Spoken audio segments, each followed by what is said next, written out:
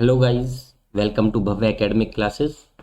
Last class में हमने chapter fourth complete किया था, एट्थ क्लास का साइंस का। और आज हम उसके क्वेश्चंस, एक्सरसाइज क्वेश्चंस हम करने जा रहे हैं। ठीक है, तो आगे बढ़ने से पहले आप चैनल को लाइक शेयर सब्सक्राइब कर लीजिए, ताकि आपको नेक्स्ट जो भी कोई वीडियो आए तो सब्सक्राइब होने पर आपको मिल जाएगा। और एक नोटिफिकेशन के लिए आप बेल आइकन को भी प्रेस कर लीजिएगा, ताकि जैसे ही कोई नई वीडियो अपलोड होती है तो आपको उसका नोटिफिकेशन मिल जाए। ओके, तो हम स्टार्ट करते हैं।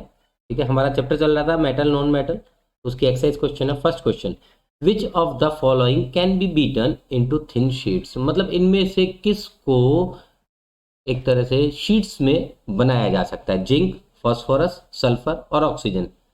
देखो, जिंक ही एक ऐसा मेटल है इसमें से जिसको हम शीट्स में कन्वर्ट कर सकते हैं। अब जिंक की कोटिंग, तो जिंक की शीट्स तो आपने जैकेट के रूप में उसमें भी देखी होगी। जो पेंसिल सेल होते हैं, जब आप उसका ऊपर का लेवल हटाते हो तो एक अंदर जो आपको कवर मिलता है, मेटल का कवर होता है, दैट इज ऑफ जिंक। ठीक है, तो zinc is our answer. Option A is correct. ठीक, तो option A is correct. Second है, which of the following statement is correct. अब इनमें से कौन सा स्टेटमेंट करेक्ट है। ऑल मेटल्स आर डक्टाइल, नहीं, ये तो जरूरी नहीं है, क्योंकि सभी मेटल तो डक्टाइल नहीं है। क्योंकि जैसे अभी हमने बात की थी, कुछ एक्सेप्शंस भी है। एक्सेप्शन में क्या आ जाएगा, आपका मरकरी आ जाए, क्योंकि वो लिक्विड है। ठीक है, इसके अलावा है second, all non metals are ductile, नहीं, जनरली मेटल्स आर डक्टाइल, हाँ, दिस इज मोर करेक्ट। तो answer option C is correct. ठीक है, थर्ड है, question number third, fill in the blanks. तो इसका फर्स्ट ऑप्शन है, फॉस्फोरस इज वेरी हाई। तो आप यहाँ पे लिख लीजिए वेरी हाई रिएक्टिव। फॉस्फोरस भी बहुत ज़्यादा रिएक्टिव होता है, उसको भी आप खुली हवा में नहीं छोड़ सकते हो। ठीक है, क्योंकि वो भी आग पकड़ लेता है। तो नेक्स्ट है बी, मेटल्स आर, यहाँ पर आएगा गुड कंडक्टर। गुड, इसके अंदर आप क्या लिखोगे, गुड।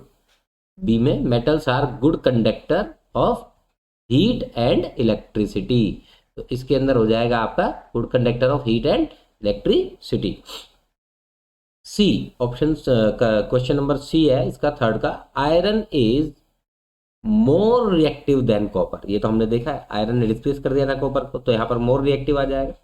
फोर्थ है, metals react with acid to produce which gas, hydrogen gas. याद करो, जब भी मेटल एसिड के साथ रिएक्ट करेगा तो हमेशा हाइड्रोजन गैस इवॉल्व होगी। ये दिमाग में फिट कर लो, acid plus metal, salt plus hydrogen, correct.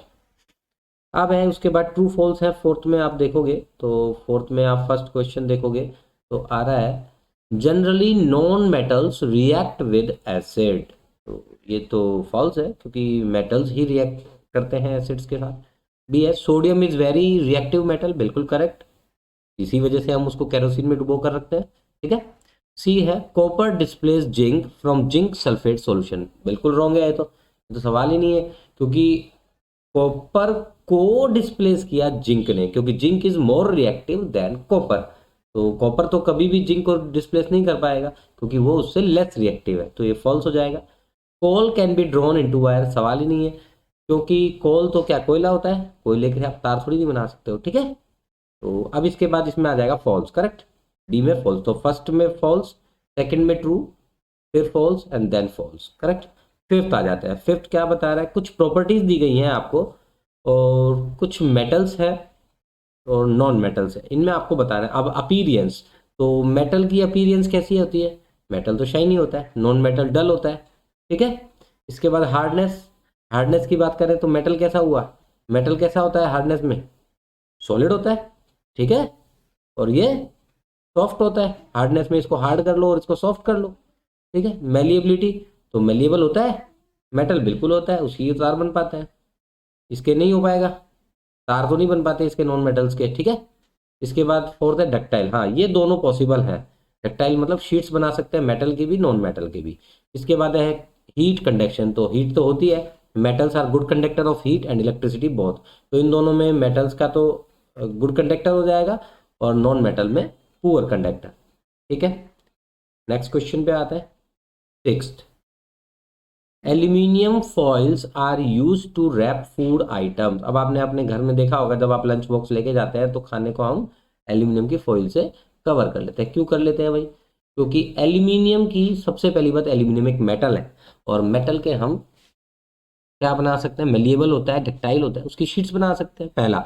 इसके अलावा उसके अंदर खाना गर्म भी रहता है, ठीक है। इसके अलावा भी आपने देखा होगा कुछ स्वीट्स के ऊपर भी आपने उसकी हल्की सी लेयर देखी होगी, मार्केट में काजू कतली वगैरह जो इस तरह की चीज़ें स्वीट्स आती है, उनके ऊपर भी आपने देखा होगा कुछ फॉइल जैसा सिल्वर का फॉइल होता है वो, ठीक है, चांदी का वर्क जिसको बोलते हैं वो होता है, करेक्ट। इसके अलावा आप नेक्स्ट देखोगे इमर्सन रोड्स, तो इसी वजह से इसको एल्यूमिनियम को हम, ऊपर वाले की मैं बात कर रहा हूँ, इसी वजह से हम एल्यूमिनियम को फूड आइटम्स को रैप करने के काम में लेते हैं, करेक्ट। नेक्स्ट है immersion rods for heating liquids are made up of metallic substance.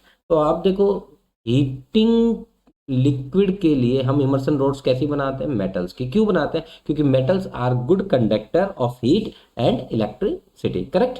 तो ये इसका आंसर हो जाएगा। नेक्स्ट है copper can not displace zinc from its salt solution. अब बिल्कुल नहीं कर सकता, क्योंकि copper is less reactive than zinc.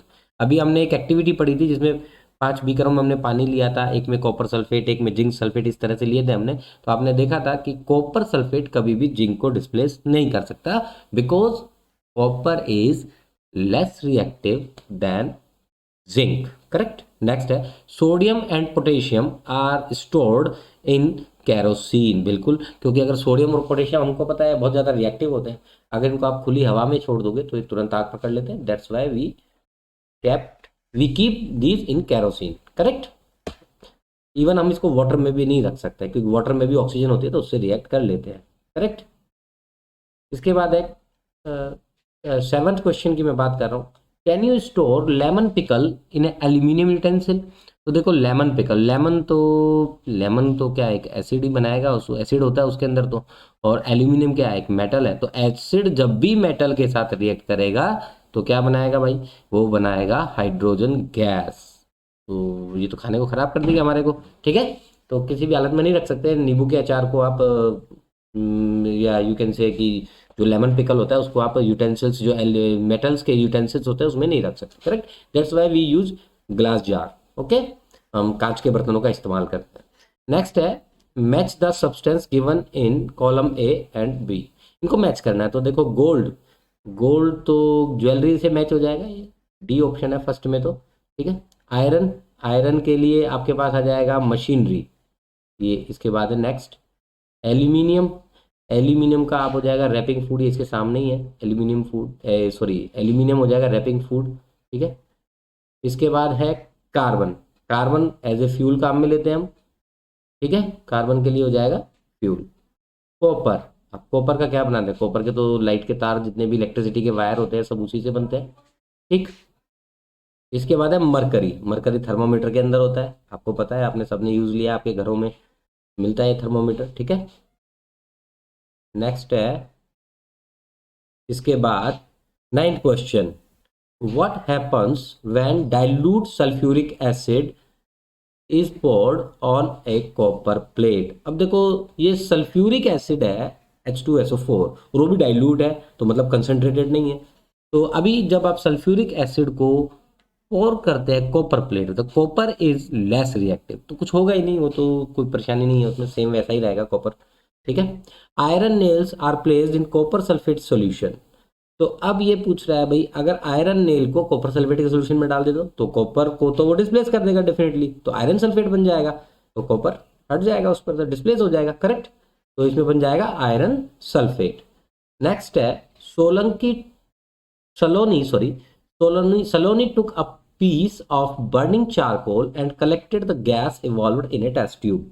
How will she find the nature of the gas? अब ये बताना चाह रहा है, चारकोल लकड़ी का कोयला होता है, उसको अगर सलोनी ने जलता हुआ एक कोयला लिया, उसको एक टेस्ट ट्यूब में इकट्ठा कर लिया है, और जो गैस जो उससे निकल रही है, उससे जो गैस निकल रही है उसको उसने टेस्ट ट्यूब में इकट्ठा कर लिया, ठीक है। अब उस टेस्ट ट्यूब का नेचर पता करना है कि कौन सा नेचर है, एसिडिक है, बेसिक है। तो हम क्या करें, उसमें 2-4 बूंद पानी डालो, चेक कर लो अच्छे से, और फिर लिटमस टेस्ट कर लो, ठीक है। तो क्या होगा, वो एसिडिक ही आएगा। तो एसिड की प्रॉपर्टी क्या होती है? एसिड की प्रॉपर्टी क्या होती है? नीले को लाल कर देता है एसिड। ऐसे याद रखना है इसको, अनिल, अनिल, आ से एसिड, नी से नीला, नीले से और लाल। तो अनिल, अनिल को आप याद रखोगे तो इसमें एसिड नीले को लाल कर देता है। बस ये शॉर्टकट का तरीका है इसको याद रखने का। ठीक है, नेक्स्ट है राइट डाउन वर्ड इक्वेशन। तो इसकी रिएक्शन आप लिख सकते हो आसानी से, इसमें तो कुछ ज़्यादा बड़ी बात नहीं है। C+O2 CO2 गैस निकल जाएगी, इवॉल्व हो जाएगी। ठीक है, एक इसमें कार्बोनिक एसिड और बनता है, वो भी लिखे मैं कमेंट बॉक्स उसमें डाल दूंगा डिस्क्रिप्शन में आपको, आप देख लीजिएगा।